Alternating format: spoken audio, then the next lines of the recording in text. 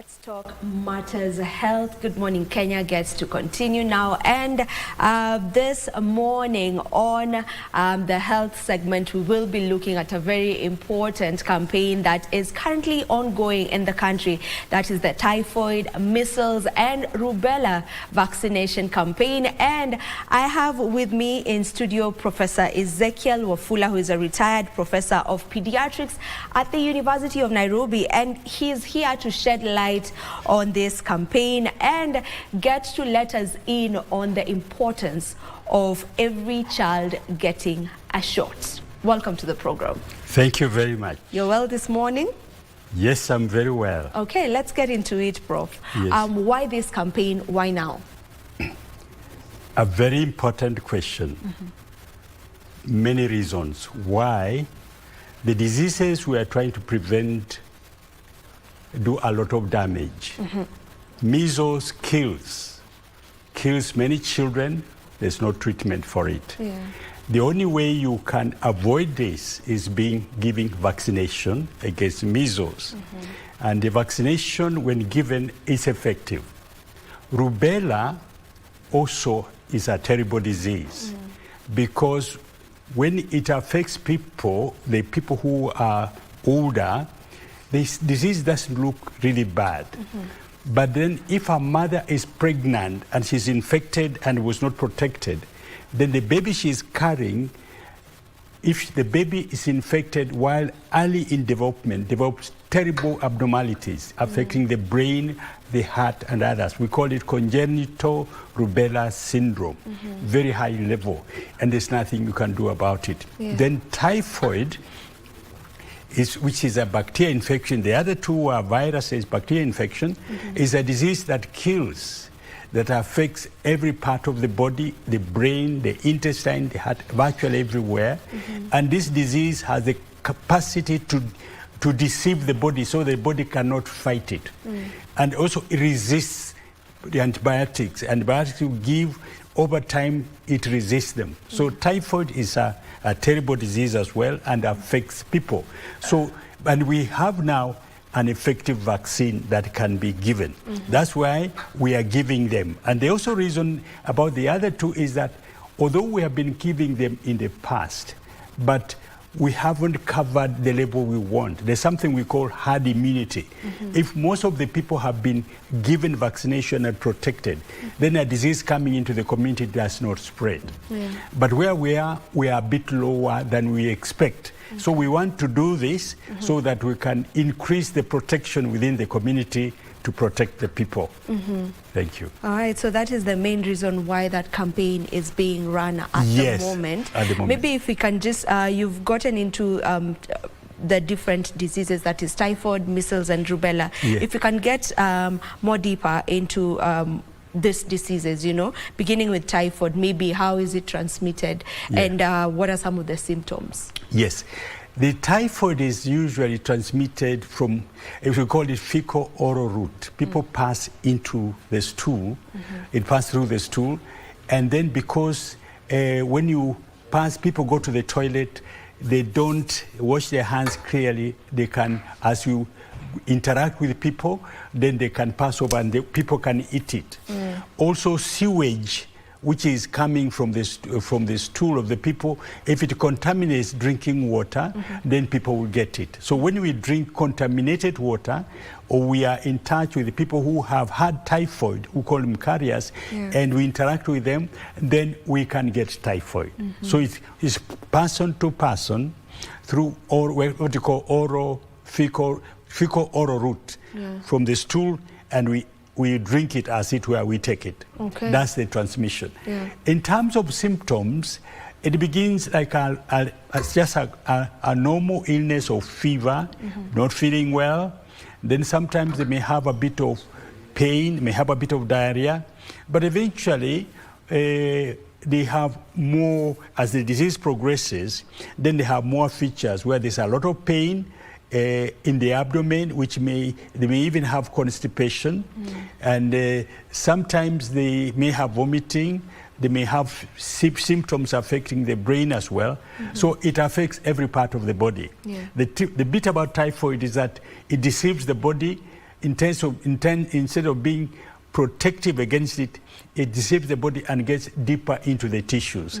And then it spreads over to the protected area, so the defense cells actually carry the typhoid all over the place. And they go into the bone marrow, goes everywhere into the brain, and that's where the problem is. And at that time, people, when they become very sick, they can even be unconscious, and sometimes they can have what we say, the intestine can be affected so much that they perforate. And they have a perforation of the intestine, and they can be in shock. So it's a very severe disease when it progresses. Definitely a dangerous one. So for measles and rubella? Measles normally comes as a rash. Comes as a rash, comes initially as a cold. And then when you have a cold, and after some time a bit of fever, then a rash appears around the ears and then spreads down the face, down the body, and normally the mouth tends to be red and the eyes also red. So they have little spots in the mouth we call Koplik spots. After a little time, then it affects now, the virus goes to the rest of the body and people begin coughing. It affects the lungs, it affects the brains.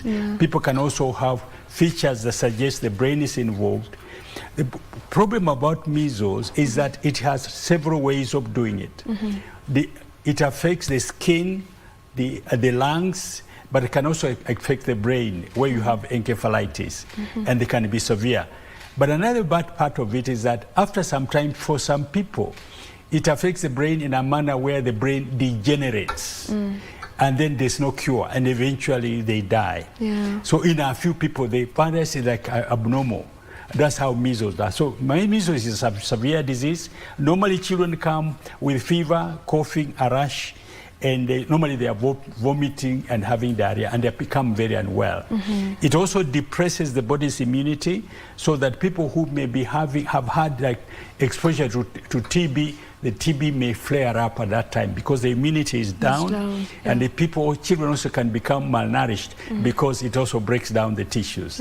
So measles is a severe disease. It definitely is very severe. And for rubella, before now we get into who exactly is being targeted on this campaign and everything surrounding that. Rubella comes as a mild disease. May have a little rash, not much, because of the face and the rashes down. And it may almost similar to the measles? Similar to measles, but much milder. And sometimes you may find glands swelling around the neck, but not very much. It can also affect the brain, but most usually it comes as a mild disease for people. For rubella, the big problem actually is the pregnant mother who has not been protected. Because when the mother is affected and then it goes to the baby, that's where the danger is. In fact, because of the danger involved, oftentimes the previous arrangement has been, we wonder whether that baby should be carried to term, because the abnormalities are usually severe. Okay, so who exactly is targeted on this campaign? Yes, it's actually children. Measles and rubella, normally the normal schedule is at 9 months, is a 2-dose schedule at 9 months and 18, and also at 18 months. Typhoid is also from 9 months, but because there are people who are susceptible and they need this vaccination, we target for rubella and measles all the children under 5 years, but for typhoid, every child under 15 years. So that's the target, because the group that typhoid affects and we are concerned with is bigger, is larger, is older, and that's why we have a bigger space for them. Now for measles and rubella, I mean, they've been part of Kenya's immunization routine for years. So I'm trying to imagine a mother or a guardian who has a child who had already been vaccinated. Does it mean that they are still eligible to be vaccinated again, or if the child already got a shot of the measles and rubella, then they don't need to get it again? It's a very good question. The reason is that when they are given a vaccine for measles, and they had already been given measles before, it isn't a waste for two reasons. One reason is that some children who get measles, it may be at that time they got measles when the antibodies from their mother was still circulating in them. So the measles did not take. So although they were given, they may not have been protected. Okay. And the other reason is that among the population, we don't know who has and who has not gotten. So because it's difficult to differentiate between the two, giving everybody covers everybody. And so that you have a more sure way of covering everybody than if you try to select, because it's difficult. Okay. People can say we got when they did it. And then that's why if we have not kept up vaccination as we do for measles, 15% of the people who get the measles, the vaccine does not take. So over the years, this 15% increases. So the third year is a big group. So that's why oftentimes every third year we have to do a campaign to catch up these 15% who have increased, who are susceptible. And the only way you can do that is to vaccinate everybody. So there's no harm in getting the shots No, there's twice. no harm. There's every benefit, but no harm. Okay. Even, from what you just said, sometimes one may say that, okay, my child already got it, but they didn't get it. So do you feel there's some negative connotation around vaccines? Or maybe what are some misconceptions around this particular vaccines that you would love to debunk? Most of the vaccine have oftentimes information around it whose origin oftentimes is not clear. Sometimes by people who may not know, but sometimes by people who deliberately provide false information. There are groups who do not like vaccination for whatever reason. I don't think it's our point to deal with them, but there are people who go against vaccination. But the other side of it is that vaccinations have prevented death from many children. Measles is one of them, and rubella, for what I've said. And now typhoid is a major one because we have an effective vaccination.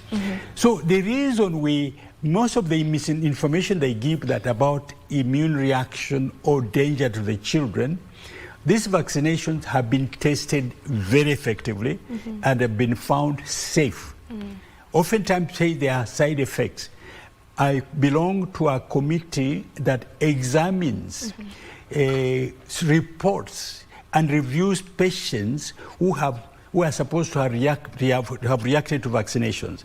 And when we do we carry out thorough investigation to know whether we can blame the vaccine for the problem people are seeing. And usually we find they are not. So in a sense, if there really is an issue which we don't want to deny upfront, there is a mechanism to verify whether that is true or not. But from what is on the ground, from scientific information, the vaccines are safe. So most of the information given, however dramatic or however convincing maybe, they are actually not reliable. All right. The truth is the vaccines that are being given are safe. They prevent death, they prevent mobility, they prevent a lot of distress. If our children are not given the vaccine, that will go through. Okay. And on that note, allow us to take a short break. Don't you go too far. We'll be back to continue with this conversation so that you also get to know, are they getting the vaccinations simultaneously? Don't go too far.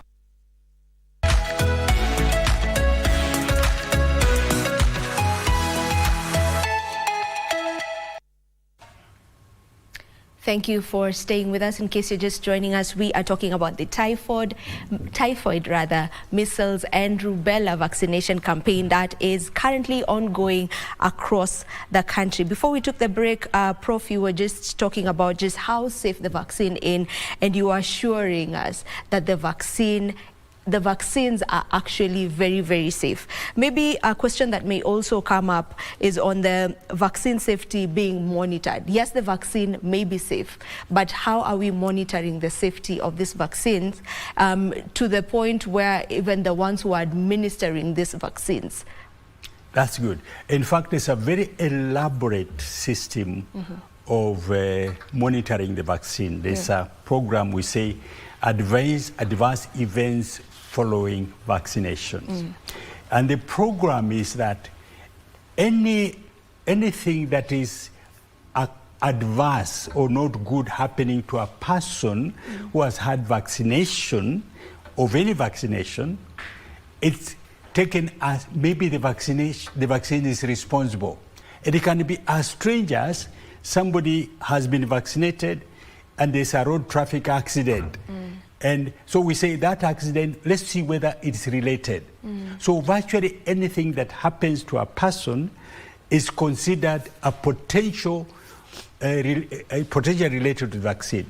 And what happens throughout the country, we have a system where every such adverse event occurring to somebody who has had vaccination is reported, is documented, and the information is relayed to the central area, to the Ministry of Health.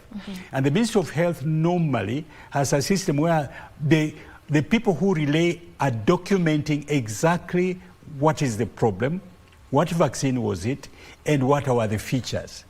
And the report is sent over to the National Vaccines Advisory Committee for Safety Vaccination, where we review all these reports. And the review is looking at all the evidence presented.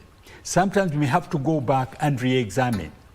When when the report comes, we send a team back to the center to now look at what actually happened, to take the full story, examine the people, and make their recommendation, review everything. If there are things to be examined, to take them away, and then they bring them to the central area where National Vaccine and VSAC is, National Vaccine Safety Advisory Committee.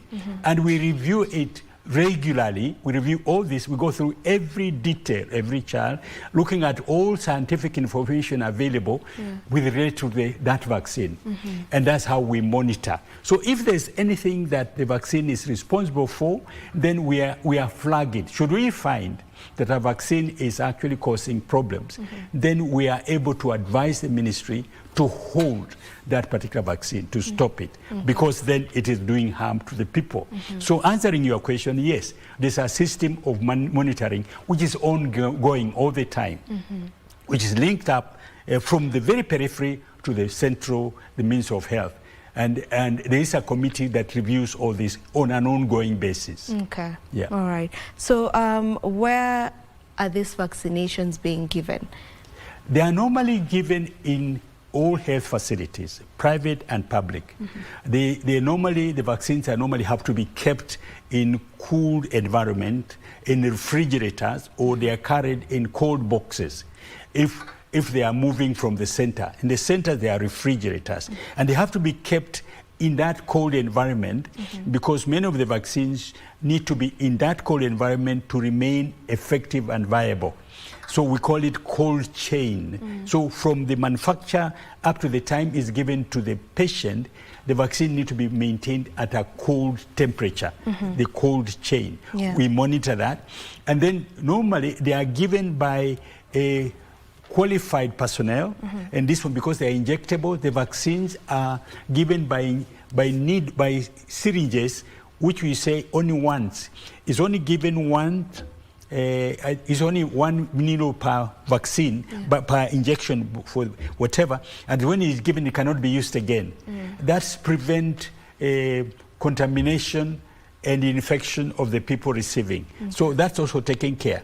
And so the people themselves, before they give the vaccine, they are prepared, the area is prepared, cleaned of contamination before the vaccine is given. And all care is taken. Okay, we hear you on that. Now, are the vaccines given simultaneously? Yes. All at once? Oh, yes. Okay. They are given because it has been found that when you give the vaccines, for example, measles and rubella are combined.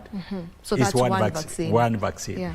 And the typhoid is one. The others where you have even 5 or 6 vaccines combined.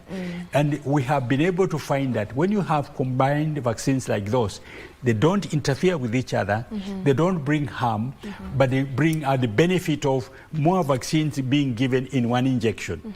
And therefore you save on time and cost and convenience. Okay.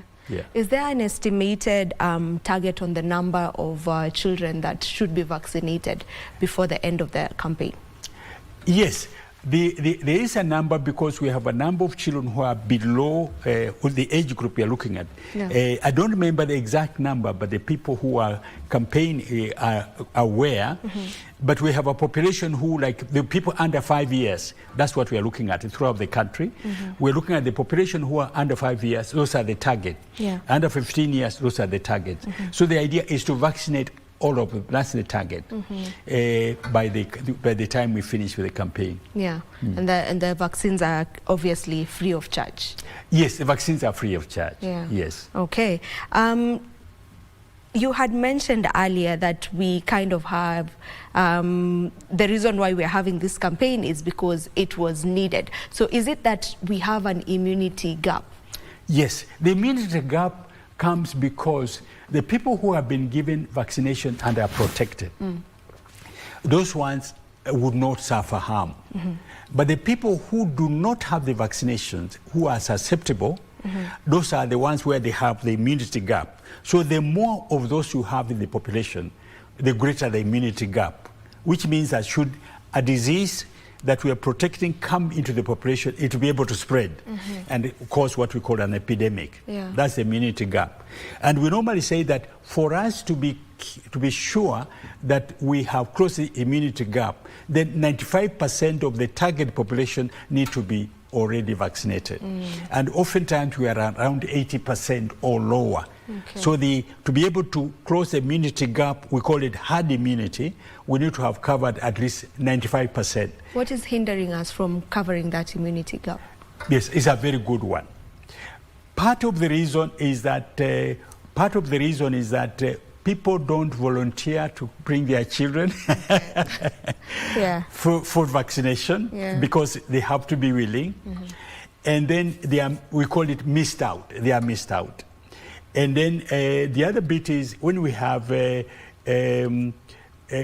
people, one of the challenges we're having now is that some parents don't want to be given in the mass campaigns, but they would rather go to their private doctor, especially those who can afford. Yeah, I think I've seen those conversations already. Yes, and the problem is that whether in a high-end facility or local facility, the vaccine being given is exactly the same. It's the same vaccine from the same source, although the giver may be different, but it's exact, and the skills are just the same. Yeah. So it doesn't make any difference getting the vaccine from the public campaign is no worse than in your private facility where you may pay something. This is free. Yeah. I think I'd seen that conversation. I had seen a number of people saying they're not going to get the shots because the health providers were moving in A states giving this vaccine shots, and there were those who were saying my child is not going to get it until I go confirm with our private doctor if it's actually safe for them to get it. So yes, it's interesting because the private doctor for most of them is a pediatrician. And I have taught pediatrics in the University of Nairobi for 40 years. And many of the pediatricians, some of them have been able to teach them. And what we teach them is that they should be advocates for the children, not advocates for ideas. Advocates for the children, so that the well-being of the children should be their prime interest. And if they do well, they would actually urge the mothers to get it at home. Not everybody does what we tell them to do. So some of them may want to get their clients to themselves for whatever reason. But the truth is, to be an advocate for children, if you're a pediatrician, is let the child's benefit be the priority. And the priority is this campaign. Because it gives the same thing at an accessible place for free of charge, and it covers more children. Right. If the mother says, I'll go to my facility later, trouble, she may not go. And if she doesn't go, that's one child who has missed out and becomes one of those who are susceptible for a disease that could have severe consequences. Yeah. All right, and they contribute to the immunity gap that we're talking You're about. right. Yeah. You're right. All right, so the typhoid vaccine, as you've mentioned before, it's a very new vaccine. Yes. And it's being given to kids under the age of 15 years. What of adults, since it's a new vaccine, can someone like me just go get the Yes, shot? it could. Yeah. Except that the reason they are doing that is because of the amount of resources needed to do for everybody, and also the reason is that the mortality and morbidity, most of the worst experiences are in the children under 15 for typhoid. So given that, one, because we don't have enough resources to get everybody. Two, the group that suffers most is the under 15. It makes sense that we target this with the resources we have. And then, but any adult can get the typhoid vaccine. It's true. Okay, so I can walk into any... Yes, we do that. Yeah. But even for typhoid, one of the things we encourage is that hygiene is very important. Initially, we didn't have a vaccine that was effective, and our emphasis was hygiene in terms of the sewage disposal, clean handling of the stool disposal, and even our hands, hygiene on what we eat and how we handle. There are people we call carriers who, when the typhoid has infected them, it resides in them and they spill out this typhoid from time to time, and they contaminate people. So if we were able to find them as food handlers, normally we have a way of dealing with them to prevent them from infecting people. So we have strategies to prevent infection other than vaccination. But the vaccine is the most effective. It's the most effective. All right, how long is the campaign running? Is running up to 14th of this month. Okay. It began on 5th and it's running to 14th of this month. Up to 14th, so time is almost running out. Time is almost running out, yes. What is the call to action? I didn't get it. What is the call to action? Like if you are to speak to someone who's watching us right now, what are you telling them? Please bring your children, all the children within that target, to be vaccinated. This campaign is for the welfare of the children. It is not going to harm the children, it's going to give them protection. And the Ministry of Health has looked at all that is to do with these vaccinations, and we know they are safe and they are good for your vaccinations. So my encouragement, please don't keep the children away, bring them for vaccination. Yeah. What happens after the campaign? What the campaign is now, we would now go to the normal routine vaccination, which normally would be for the measles and rubella, would be children, when they get to 9 months, they are actually vaccinated, and also 18 months. But now the typhoid will be at 9 months. So the routine vaccination falls into the schedules. But the campaign is different because everybody is targeted to be able to cover up those who had not been vaccinated. But during routine vaccination, the age at which vaccination is carried is the ones we target, and the children at those ages are the ones who are encouraged to go for vaccination. Yeah. Are there systems maybe that are in place in tracking the missed individuals? Yes. What happens when people go to vaccination in the health facilities, they are recorded. And they are given assignment to return on a given date for vaccination. So when they don't come, it's found that they have not come. They have defaulted. And there are systems for getting in touch with them. We have health promoters out in the village now who can actually contact the people up to their home to remind them of the vaccination. The health promoters is a great idea in our country this moment. We used to have a gap. How do you reach the people in the village, in their homes? And we used to have what we are calling primary health workers. It never worked very well. But health promoters has given the answer to that.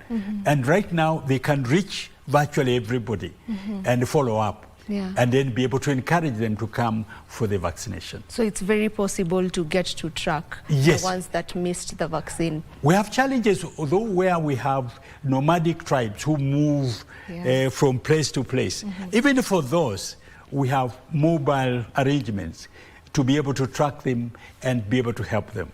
Yes. All right, so we've mentioned misinformation as one of the main challenges that may be facing such campaigns, you know, not just this one, but several other medical campaigns that may take place.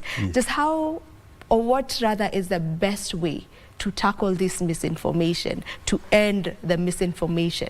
It's good.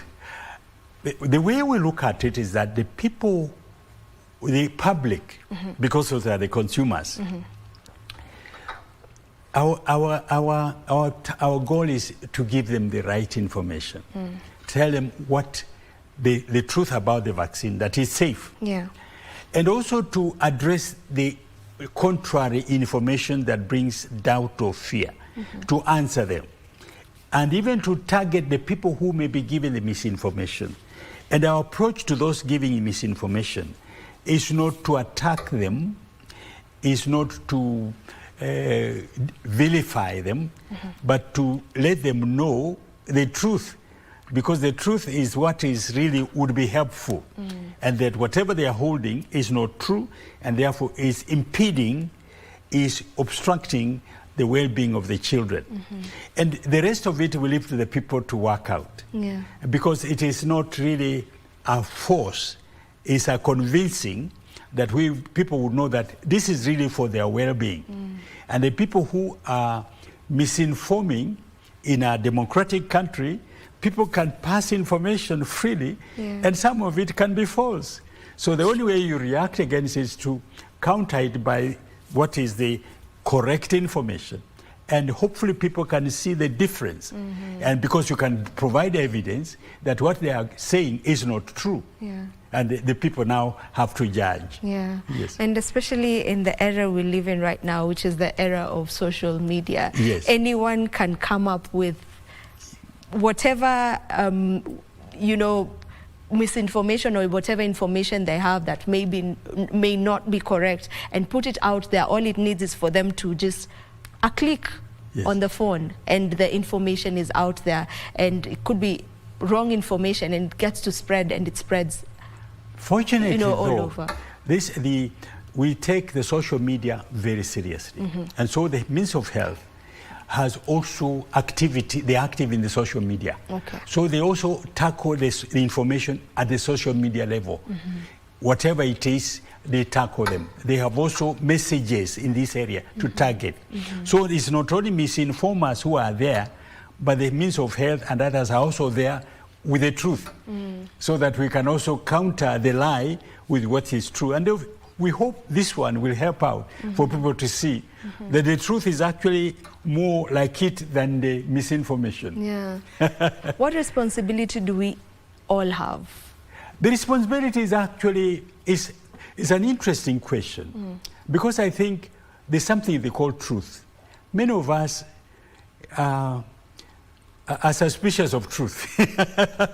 Truth is what is the actual thing. The responsibility for us is actually to convey what is true. It's good to be able to inquire, but there are so many people with information out there. I think the best thing is to verify. Verify from the doctors, because those are from their training. They have been trained to not only treat the diseases but give vaccination. At least when we are sick, we go to them. So there's a kind of a trust. Go to the same people and ask them, and usually they'll be able to verify. A lot of the people out there, unfortunately, the issue of health has become everybody's responsibility. Everybody's an expert about health matters, and they tackle it with gusto. And the health workers oftentimes pushed on the periphery. They don't normally fight back the same way. But the truth is not maybe the loud and powerful out on the social media. The truth is where those who have it belong. And that's that. Let's verify with them, and we can stand our ground. So there's so much misinformation, and which is out there, which I may not want to delve into. But I think it's for us, our responsibility is verify, analyze. Because many of them, if you look at what is given as the truth, it clearly shows the counter information cannot be true. Yeah. And as we almost come to a conclusion, there's also a conversation that I was following online on people talking about, you know, crooks could take advantage of the campaign that is going on right now. So is there a way for someone to get to verify that whoever is coming to their home to give these vaccines are actual people who are verified or who are certified to give the vaccines? Yeah. This one, fortunately, is based in the health facilities. This campaign is not going to the homes. But suppose it was going to the homes. Then if it goes to the homes, to address this one, people normally wear identifiers. They wear identifiers where they show that it's actually means of health vaccination campaign. And then they all are also accompanied by social mobilizers. The social mobilizers normally are health promoters from the same community who the people know. And they will be coming as a group on a given day over prescribed time, and oftentimes the information will have been given ahead. So the safety is that the people who would come trying to vaccinate must be within this group. If they are not outside this group, then there's reason for people to take caution and maybe not cooperate. Because as we say, it's true, crooks can take advantage. But we have made sure that to avoid that, we publicize, we identify the people doing it, and we have local participants working with them and confirming that this is really the official vaccinators.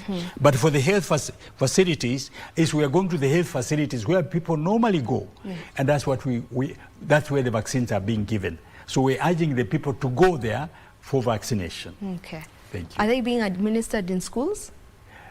I'm not sure now, but it's health facilities. Schools will be one way of doing it. We have done that for HPV, the one for cervical cancer, because usually we find the young ladies at schools. But this one we are doing it mainly in the health facilities. Okay. Yeah. All right. There's a question here. Someone is asking, are there any effects or infection during pregnancy for any of the 3 diseases? No. For measles, for example, for measles, it's safe for people who are pregnant to receive it.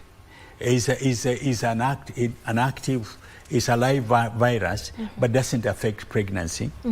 Rubella vaccine is in safe, we call attenuated. The vaccine is actually weakened. It cannot do the thing that the rubella virus does it. So it can still be given, but now since we are giving it to the children, our comfort is that none of them is likely to be pregnant. So we are hoping that by the time to get that area, they are safe. So that's why we're not targeting the older ladies who may be pregnant, because even the vaccine may have some concern, not much, but we want to avoid that as well. All right. So and then the typhoid doesn't have an issue. Okay. Yes. All right. Your final remarks on this conversation. Please join the Ministry of Health in reaching out for the welfare of children and preventing the effects, devastating, drastic effects of these 3 diseases: measles, rubella, and typhoid. The vaccine being given are effective. They are free. They are safe. Please move out for the well-being of our children, and you will not regret it.